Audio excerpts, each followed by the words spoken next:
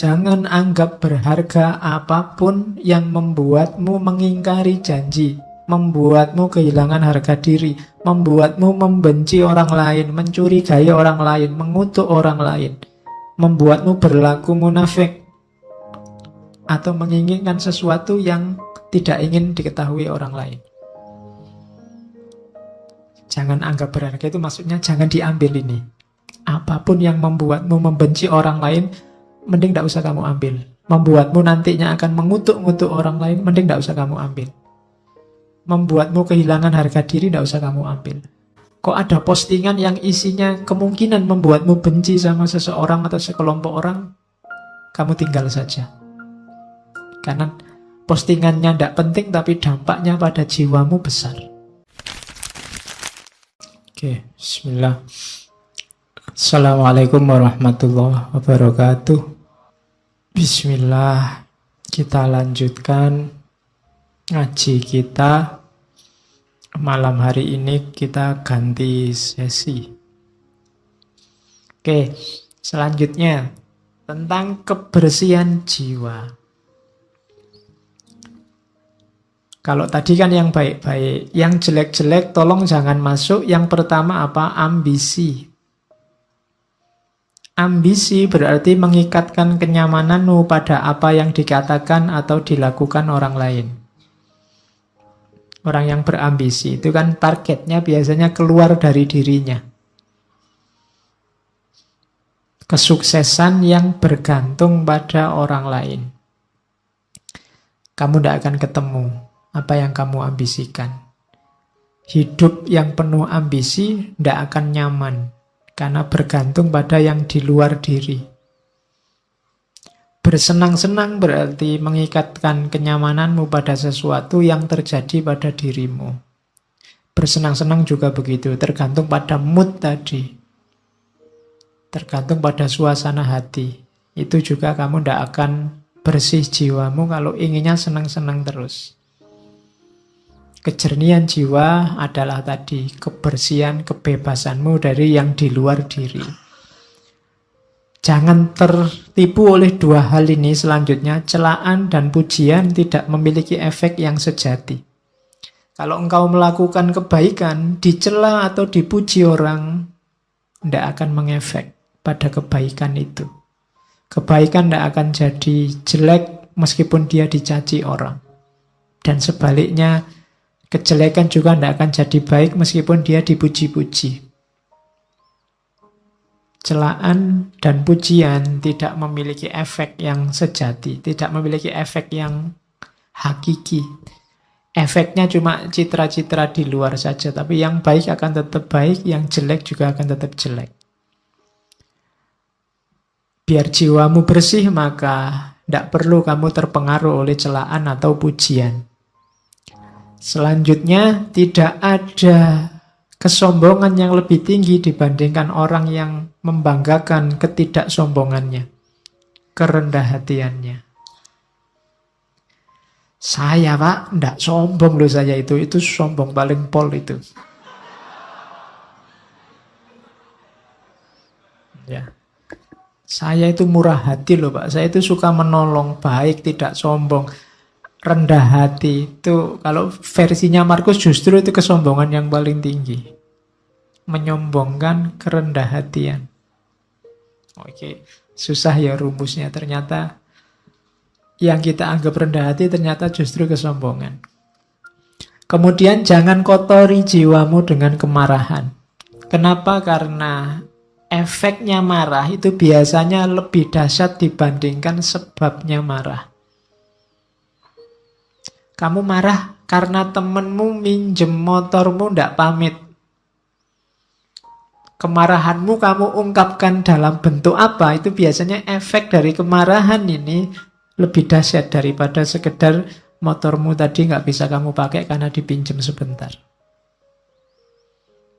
Jadi hati-hati dengan kemarahan. Makanya ketika kamu tiba-tiba dilanda kemarahan, karena dapat tunjuknya dari hadis itu, kalau kamu pas berdiri, duduklah.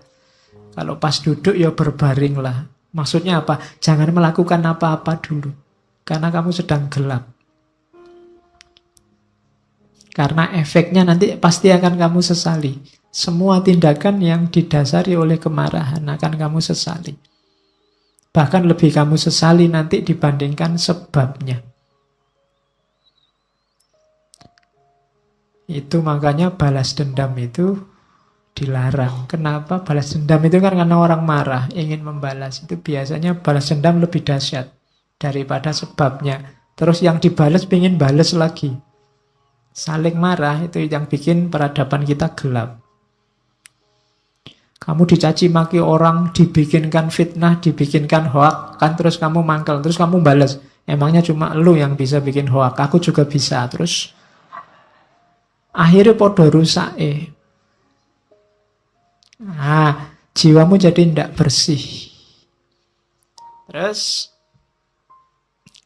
ini juga rumus. Jangan anggap berharga apapun yang membuatmu mengingkari janji, membuatmu kehilangan harga diri, membuatmu membenci orang lain, mencurigai orang lain, mengutuk orang lain, membuatmu berlaku munafik, atau menginginkan sesuatu yang tidak ingin diketahui orang lain. Jangan anggap berharga itu maksudnya jangan diambil ini. Apapun yang membuatmu membenci orang lain, mending tidak usah kamu ambil. Membuatmu nantinya akan mengutuk-ngutuk orang lain, mending tidak usah kamu ambil. Membuatmu kehilangan harga diri, tidak usah kamu ambil. Itu yang disebut jangan dianggap berharga. Kok ada postingan yang isinya kemungkinan membuatmu benci sama seseorang atau sekelompok orang, kamu tinggal saja. Karena postingannya tidak penting tapi dampaknya pada jiwamu besar. Itu maunya Markus. Selanjutnya, biar jiwamu bersih, jangan kotori jiwamu dengan kesalahannya orang lain. Ini ada rumus bagus dari Markus. Kalau ketemu orang jahat, orang rusak, orang keliru. Saat engkau sedang melawan orang yang tidak tahu malu, ini misalnya, tanyakan pada dirimu sendiri, apakah mungkin di dunia ini bersih dari tindakan tidak tahu malu? Jawabannya kan pasti ya, tidak akan selalu ada orang jahat, akan selalu ada orang yang tidak tahu malu. Maka jangan mengharapkan sesuatu yang tidak mungkin. Selalu ada orang yang tidak punya malu di dunia ini. Dan yang kamu hadapi sekarang adalah salah satunya. Hal yang sama berlaku untuk orang yang jahat, orang yang tidak dapat dipercaya, dan kerendahan moral lainnya. Jadi ini menyuruh kita untuk jangan mengotori jiwa dengan kemarahan, kebencian, ketidaksukaan, intoleransi pada orang lain yang kamu anggap keliru atau kamu anggap jahat. Pertanyaannya gampang, apa mungkin di dunia ini orangnya baik semua, soleh semua? Kan tidak mungkin. Kalau kamu marah berarti kamu tidak terima kalau di dunia ini ada orang jelek, ada orang tidak baik. Kalau kamu tidak terima, berarti kamu sedang melakukan sesuatu yang tidak masuk akal. Karena kamu menuntut sesuatu yang tidak mungkin terpenuhi. Akan selalu ada orang jelek, orang jahat. Maka ngapain kamu mengotori dirimu gara-gara itu? Ada orang jahat, ya monggo memang hidup ini ada yang baik, ada yang jahat. Tapi jangan kejahatannya dia membuatmu juga jadi jahat. Kejelekannya dia membuatmu juga jadi jelek. Hari ini banyak begitu. Karena grup sana maki-maki, kamu juga maki-maki. Karena grup sana kemarin menggorengi isu, sekarang ada isu baru, saatnya kita balas menggorengi isu. Sama saja, itu berarti jiwa kita sama-sama kotor. Kalau kamu mimpi orang itu harus baik semua sesuai idealmu, mimpimu itu mimpi yang tidak realistis. Tidak mungkin orang itu akan jadi baik semua. Kalau kamu tidak terima ada orang jahat, kamu menyusahkan dirimu sendiri. Akan ada selalu orang yang tidak baik. Maka bersihkan dirimu. Oke. Setelah semua tadi yang di atas, tugas kita sekarang apa? Ayo merayakan hidup. Senanglah, bahagialah dalam hidupmu. Ojo kokean sumpek. Tadi rumusnya sudah banyak. Hidup kita kan sesuai yang kita pikirkan. Saat engkau bangun pagi, katanya Markus, pikirkanlah betapa istimewanya kamu masih bisa hidup, masih bisa berpikir, iso ngaji filsafat, iso sarapan, ngerokok, ngopi, dan masih bisa mencintai. Lo iya kan? Lo istimewa, lo alhamdulillah kamu masih bisa mencintai. Ada orang yang bangun pagi mikir menyerang orang yang dibenci. Kamu masih bisa cinta sama siapa, masih bisa say hello, masih bisa bilang miss you, masih bisa bilang sudah tidur apa belum, masih bisa bilang bersyukurlah.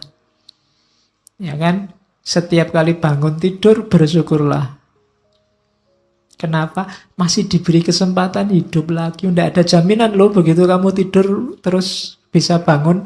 Kamu sendiri kan tidak bisa mengatur dirimu biar pokoknya besok saya harus bangun. Tidak bisa. Ternyata bangun atau tidak tergantung dirimu. Maka bersyukurlah. Begitu bangun kamu masih bisa sadar, masih bisa mikir, itu kenikmatan luar biasa. Bersyukurlah. Masih bisa menikmati hidup. Masih bisa minum, makan. Yang lain mungkin sudah dilarang makan ini, dilarang makan itu, kamu masih bebas, bersyukurlah. Paling tidak kamu masih bisa mencintai seseorang. Nah, rayakanlah hidupmu. Wajahmu jangan kayak wajah orang susah terus. Ya, hidup kita ini menyenangkan kok. Oke. Terimalah segala sesuatu yang diikat oleh takdirmu. Cintailah orang-orang yang ditakdirkan bersamamu dan lakukan dengan sepenuh hatimu. Hidupmu akan nyaman. Dapat apa saja diterima, dinikmati. Makan di angkringan, dinikmati, ya enak. Ada yang neraktir di restoran, alhamdulillah, ya lumayan enak. Semuanya enak, mana sih yang tidak enak, apalagi kalau ditraktir. Jadi bersama siapapun dinikmati, tidak usah milih-milih teman. Yo, setiap orang punya karakter, punya gayanya sendiri. Tapi kan ada yang jahat, Pak. Ya, jahat silahkan jahat, tapi kan tidak mengotori jiwamu. Karena kalau kamu saya pinginnya teman itu baik semua, Pak, sama saya peduli semua, itu mimpi, tidak mungkin. Ya kan? Kalau dihitung teman yang peduli sama kamu sama yang cuek, insya Allah lebih banyak yang cuek. Loh, tapi kalau ketemu senyum itu basa-basi. Ya, setiap orang disibukkan nomor satu dengan hidupnya sendiri masing-masing. Jadi rayakanlah hidupmu, jangan terlalu sumpek. Jangan memimpikan apa yang tidak engkau miliki. Namun akuilah anugerah atas apa yang engkau miliki, lalu bersyukurlah. Sambil mengingat, tulisannya salah itu. Sambil mengingat betapa engkau akan sangat memimpikan apa yang kau miliki sekarang kalau engkau tidak memilikinya. Kamu pegang HP, syukurilah. Tidak usah mimpi pegang HP yang lebih mahal dengan kualitas lebih baik. Kamu punyanya HP ini, mikirnya dibalik. Seandainya HP kayak gini saja aku ndak punya, aku mesti mati-matian ingin beli HP yang kayak gini. Loh. Punya pacar kok ndak terlalu cakep. Mikirnya juga begitu. Kalau kamu mikir, kok nyari yang lebih cakep lah, kamu mimpi. Mikirnya dibalik. Seandainya yang kayak gini saja aku ndak dapat, mesti aku ngejar-ngejar yang kayak gini juga. Nanti kamu jadi bersyukur. Gitu loh. Iya, mikirnya dibalik. Itu membuat kamu bersyukur. Kuliah dapat nilai C misalnya. C kan batas minimal kamu lulus. Itu kan, waduh kok enggak dapat A ya. Oh, itu kamu akan sumpek. Kenapa kamu mimpi yang kamu enggak punya? Mimpinya itu seandainya aku dapat E, aku mesti akan mengejar-ngejar, seandainya dapat C pun cukup. Nah, itu kamu lebih bahagia. Gitu loh. Makan kok cuma dengan tempe saja, tidak ada yang lain. Nah, itu mikirnya kamu jangan ayam. Tapi mikirnya seandainya adanya cuma nasi, mungkin ada tempe satu aja aku sudah senang. Ah, itu jadinya kamu bersyukur punya tempe itu.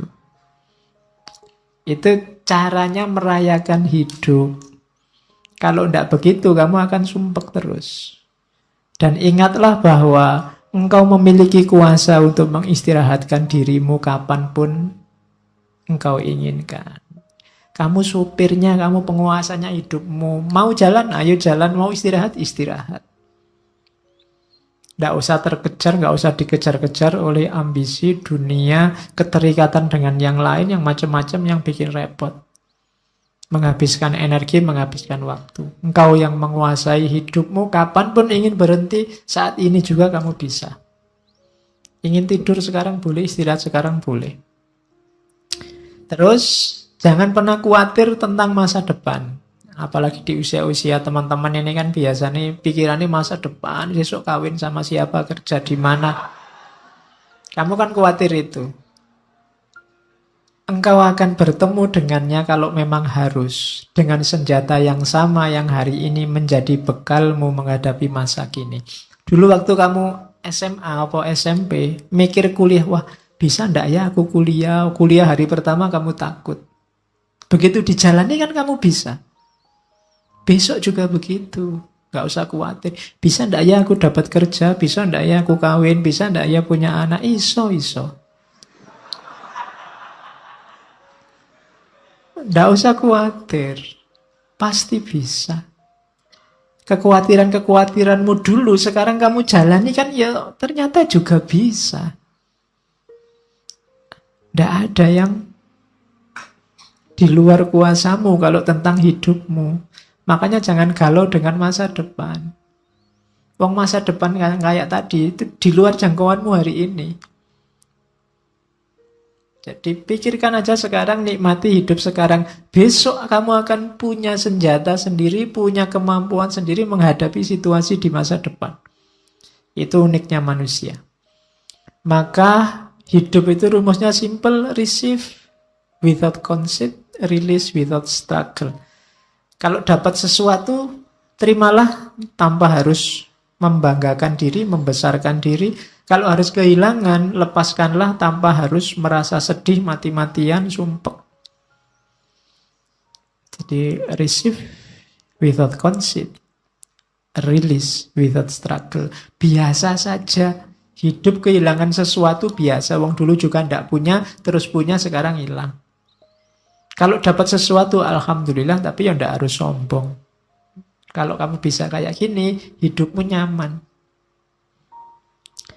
Ini saya ambil agak panjang, nanti kamu baca lagi ya. Kalau pagi hari engkau bangun, biar cara mikirnya positif,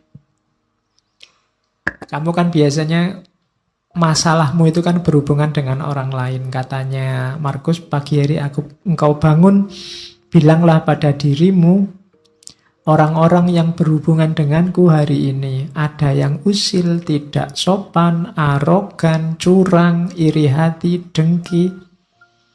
Mereka seperti itu karena mereka belum bisa membedakan yang baik dan buruk.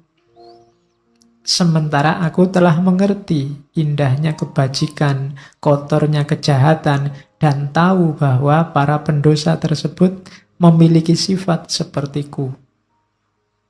Bukan sama dalam hal darah dan kelahiran, namun sama-sama memiliki akal dan unsur ketuhanan.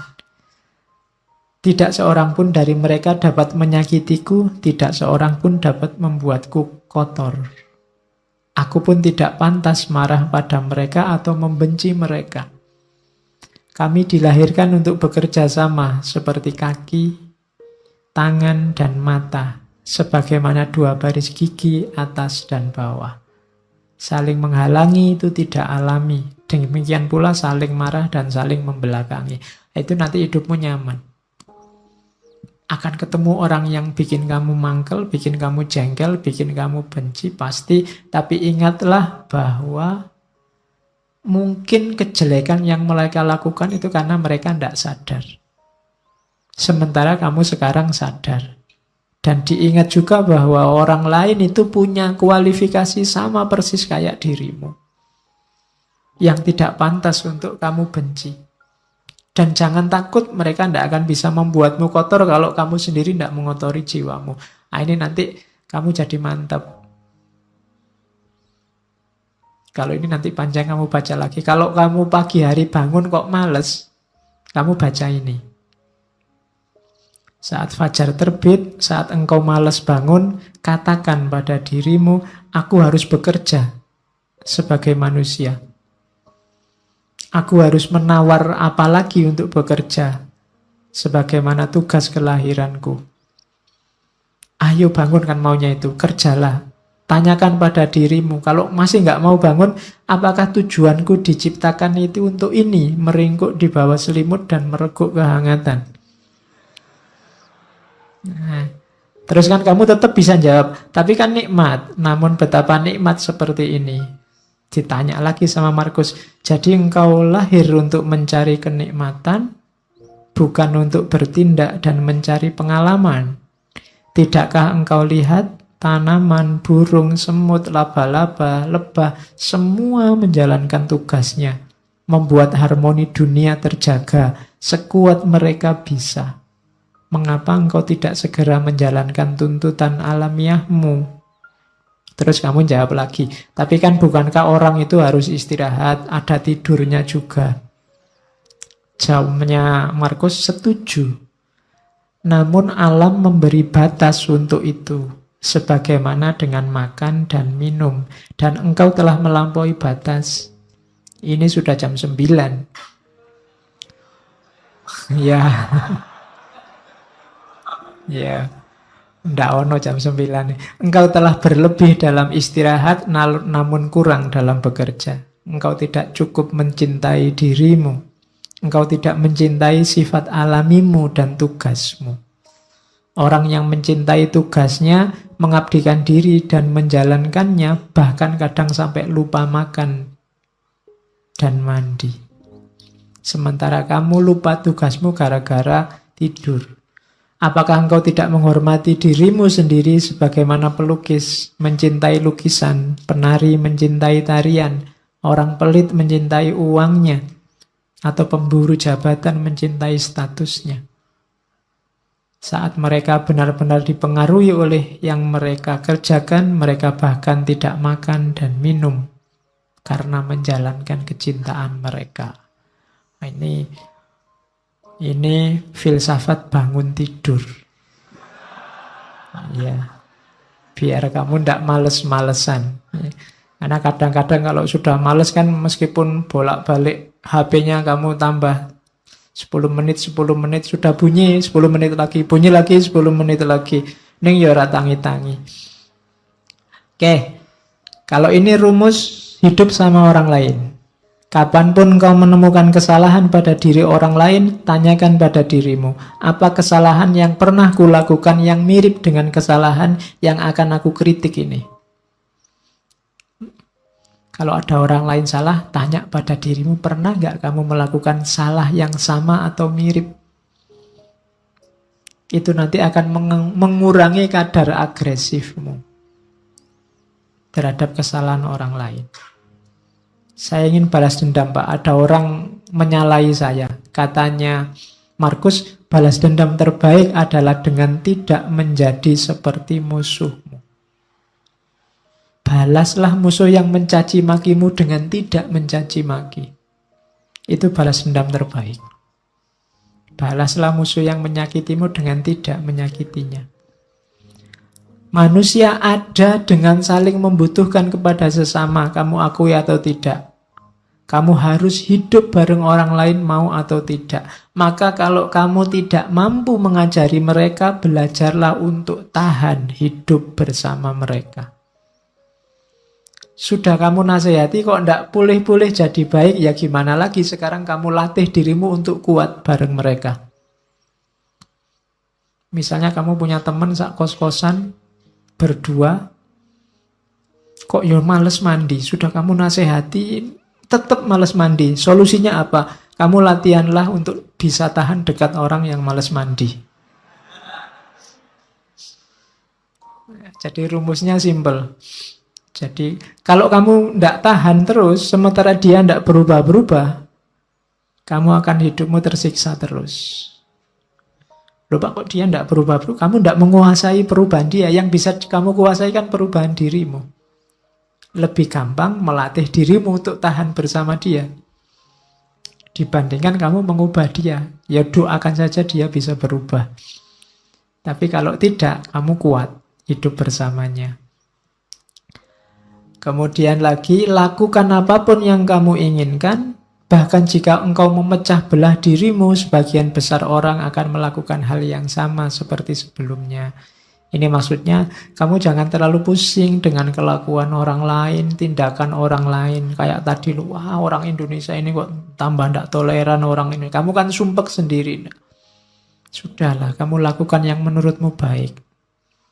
Kalau kamu ingin mengubah mereka, bahkan sampai kamu mecah-mecah dirimu, kamu katanya Markus, mereka akan balik lagi seperti adanya.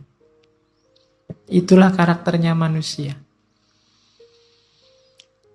Terus, merasa sayang pada orang lain, meskipun mereka melakukan banyak kesalahan, adalah sifat uniknya manusia. Engkau dapat melakukannya. Cukup dengan mengakui bahwa mereka juga manusia. Mereka melakukan itu karena tidak sadar. Berlawanan dengan kata hati mereka. Dan kita semua akhirnya akan sama-sama mati tidak lama lagi. Kita ini hidup bareng-bareng, ada orang yang salah, ada orang yang bisa diingatkan, ada orang yang tidak bisa diingatkan. Pada akhirnya sebentar lagi semuanya mati, maka kamu tidak usah terlalu sibuk, terlalu bingung dengan itu. Tidak masalah. Ingatlah, mereka tidak benar-benar menyakitimu, dan mereka tidak melenyapkan atau mengubahmu, melenyapkan kemampuanmu untuk milih. Hidupmu tetap bebas tanpa harus terikat oleh mereka, meskipun kamu hidup bersama mereka. If any man despise me, kalau ada orang menjahatiku, itu urusannya dia. Urusanku adalah tidak melakukan atau mengatakan sesuatu yang layak dicela. Jadi kalau ada orang jahat padamu, kalau ada orang menyakitimu, itu sebenarnya tidak ada urusan denganmu. Urusannya dia. Pak, nanti kalau saya dibohongi orang, bohong itu urusannya dia. Urusanmu adalah jangan melakukan tindakan tercela. Itu aja. Nah, kalau ini pendidikan diri. Rumusnya pendidikan diri itu be tolerant with others and strict with yourself. Saya tulis ini besar-besar karena hari ini banyak orang yang dibalik. Banyak orang yang toleran dengan dirinya sendiri, kemudian strict dengan orang lain. Kalau sama dirinya sendiri dimaafkan terus, dicarikan alasan, dicarikan dalih. Tapi begitu sama orang lain, kakunya luar biasa. Orang lain tidak boleh keliru, tidak boleh minta maaf, tidak boleh. Itu yang kita lakukan hari ini dan terjadi di mana-mana saling balas-membalas. Terbalik. Harusnya kita toleran terhadap orang lain dan strict terhadap diri kita sendiri. Jangan dibalik.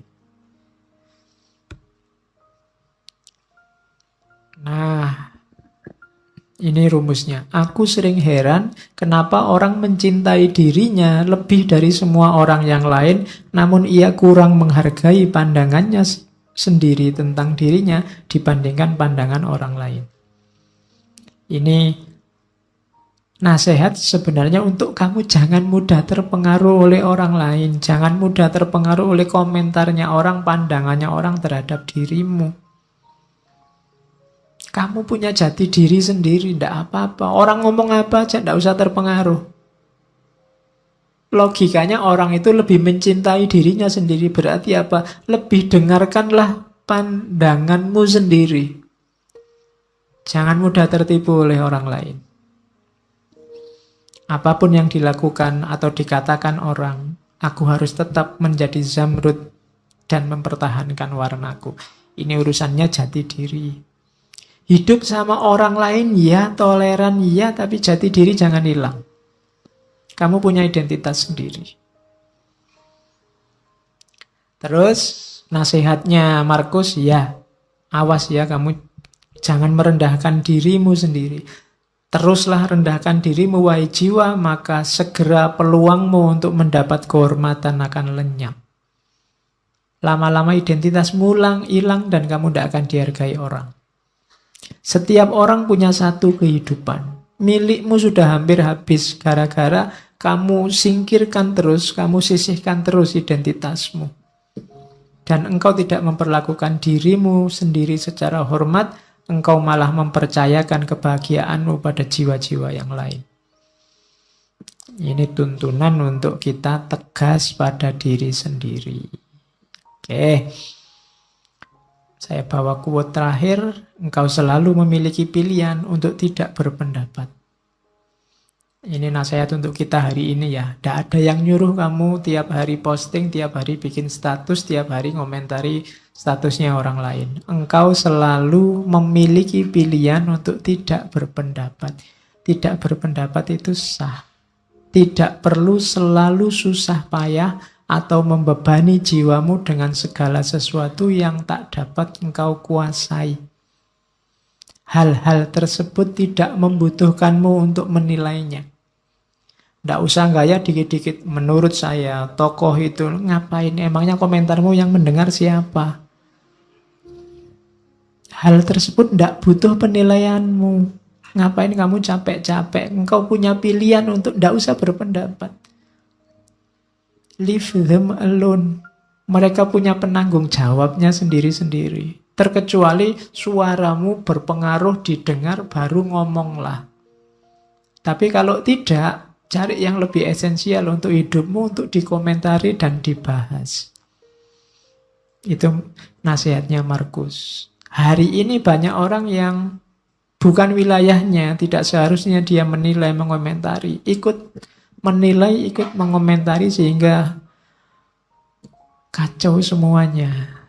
Idza wusidal amru ila ghairi ahlihi fantadhirisa. Leave them alone. Biarkan yang bertanggung jawab yang ngurusi. Oke ya. Oh, masih ada. Stop whatever you are doing for a moment and ask yourself. Ini nasihat panjang. Am I afraid of death because I won't be able to do this anymore? Biasanya yang membuat kita banyak terhenti untuk melakukan kebaikan adalah takut mati. Was-was, takut mati ini sering mengganggu kita. Katanya Markus, sekali-sekali gini deh rumusnya. Saat kamu melakukan apapun yang membuat kamu senang, coba berhenti sebentar. Apa gara-gara ini ya? Gara-gara khawatir ndak punya ini atau ndak melakukan ini, aku takut mati. Seberapa pentingnya sih yang saya lakukan ini? Seberapa baiknya sih yang aku miliki ini? Setiap kali melakukan itu, coba berhenti sebentar. Nah, ini untuk meminimalisir rasa takut mati. Kira-kira kalau ndak ada ngaji filsafat ini kan ndak apa-apa toh. Ngapain sih harus tak gendoli sampai takut mati misalnya. Nanti kalau saya ndak ada yang mimpin ngaji sopo, ngapain sampai mikir ke sana. Wong ini ndak ada juga ndak apa-apa. Kalian kalau ndak ada ngaji kan malah santai. Ndak ada beban untuk datang ke sini, bisa diganti yang lain.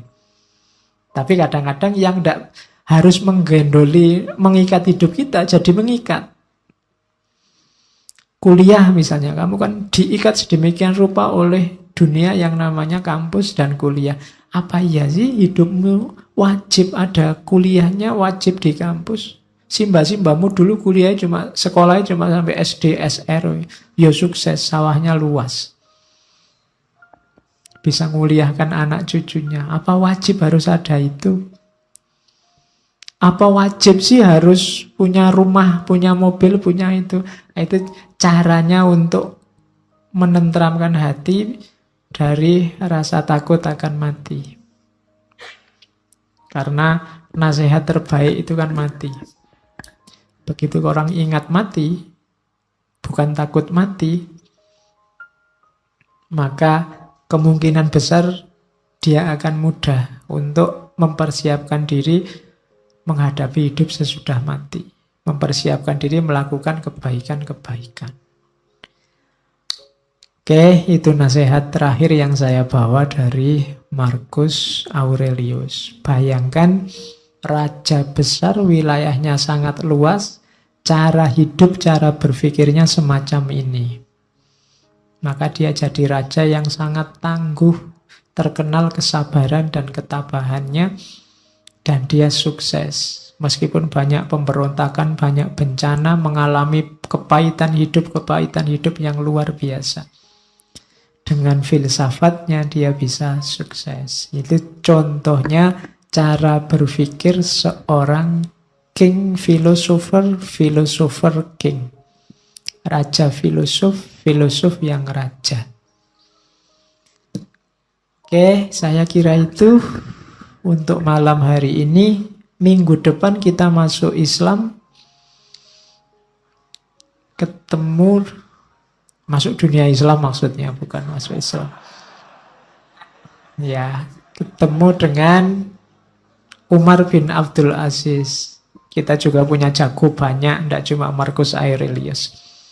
Kita lihat minggu depan seperti apa contoh-contoh hidup yang filosofis dari seorang Umar bin Abdul Aziz. Oke, saya akhiri sekian. Kurang lebihnya mohon maaf. Wallahul muwafiq. Wallahu a'lam bissawab. Wassalamualaikum warahmatullahi wabarakatuh.